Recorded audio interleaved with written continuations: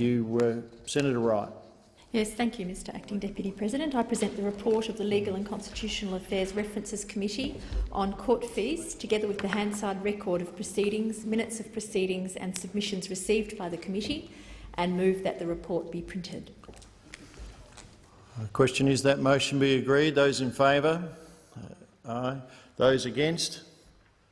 The motion is carried. Senator Wright. Thank you. I seek leave to move a motion in relation to the report. Is leave granted? Leave is granted. Senator Wright. Thank you, Mr Acting Deputy President. I move that the Senate take note of the report, and I'm pleased to speak about the findings of the committee, both as the initiator of the inquiry, as the Legal Affairs spokesperson for the Australian Greens, and also as the chair of the committee.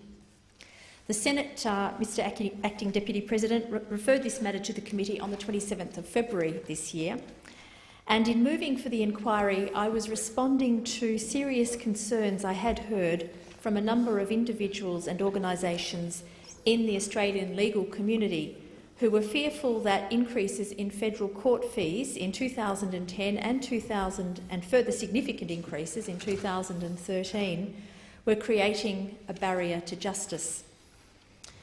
Access to justice is the cornerstone of a fair society, and we must properly fund and resource our legal infrastructure so it is available for all Australians, according to the merit of their claim and the need for the resolution of disputes they may have, and not the size of their wallet.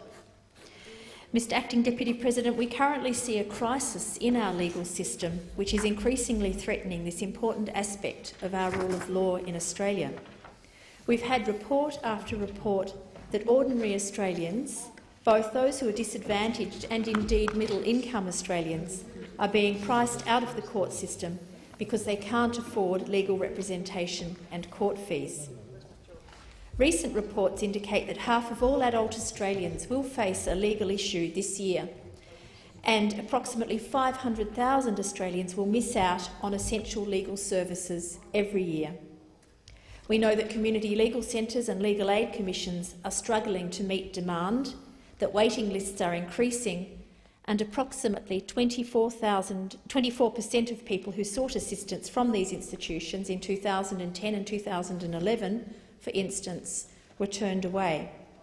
We also know from the Legal Australia-wide survey, the Law Survey, that cost is the most common barrier to people seeking legal help.